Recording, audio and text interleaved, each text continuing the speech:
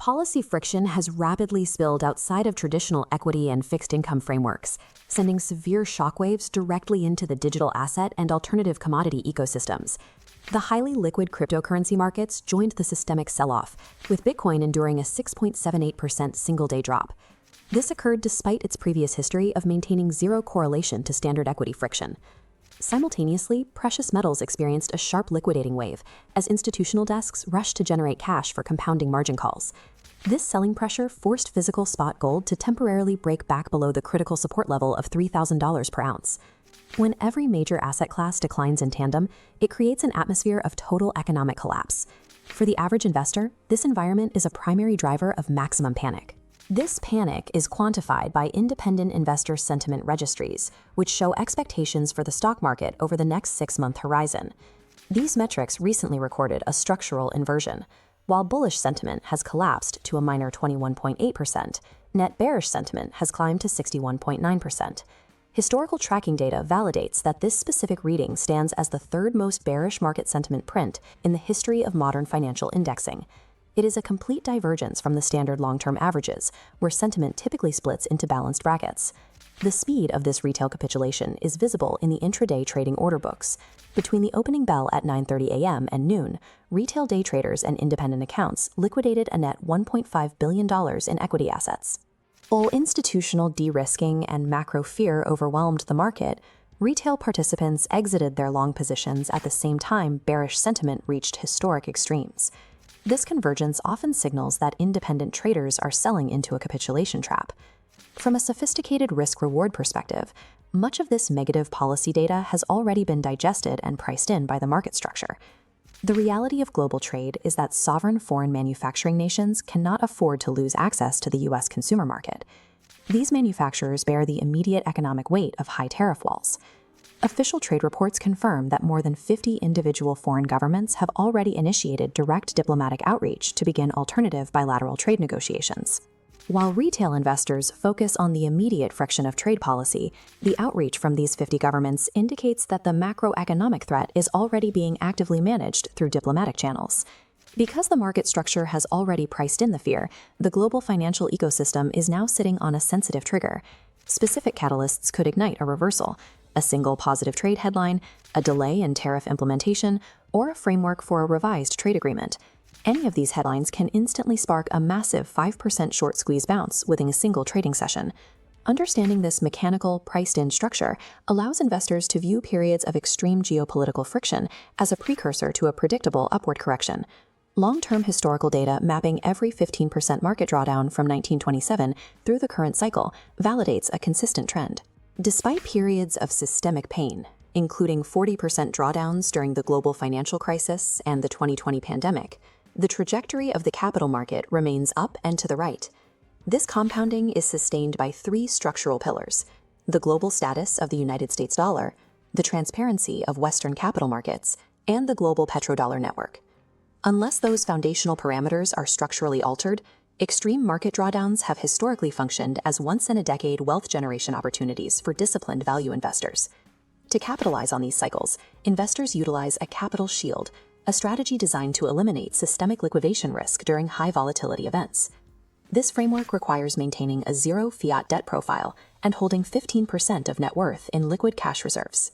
This shield allows capital to acquire total market index funds and industrial assets at asymmetric entry points, while other participants are forced to liquidate.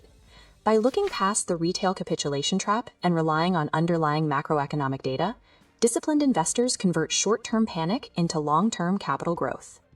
Global equity trading desks are currently processing an acute systemic panic. The volatility metrics have crossed into a territory that suggests a massive structural shift in how institutions perceive risk. This chart tracks the S&P 500 from its high of 6,147. Within 32 sessions, the index plummeted 22%. For 32 consecutive days, the market vaporized $400 billion every 24 hours. In total, $12.8 trillion in equity value has been erased.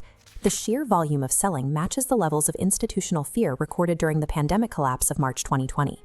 To find similar structural damage, we have to look back to the credit meltdown of 2008. This multi-trillion-dollar evaporation represents the intentional friction of sovereign policy. The valuation collapse is the mathematical result of a specific geopolitical strategy. 32 sessions ago, the S&P 500 reached an all-time high. Buying pressure was at its peak just as the protectionist shockwave reached the trading desks. The administration launched its first offensive by implementing 25% import tariffs targeting Canada and Mexico, two of the nation's largest cross-border trading partners. Markets attempted a technical bounce in mid-March.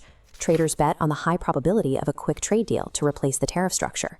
That hope was erased when the administration announced sweeping 25% auto tariffs on global vehicular imports, signaling a widening of the trade conflict. The layering of these two trade barriers fractured institutional sentiment. These policy shifts indicated that the administration was prioritizing trade leverage over market stability. The auto tariffs triggered an immediate mechanical sell-off. Automated selling algorithms executed massive liquidating waves, turning the announcement into a historic rectangle. The combination of algorithmic execution and retail liquidations forced U.S. equities to erase an additional $12 trillion in value in a single legislative window. Institutional traders spent the following weekend expecting a regulatory delay or a clarifying statement from trade officials to settle the markets. Global trading desks were met with absolute silence.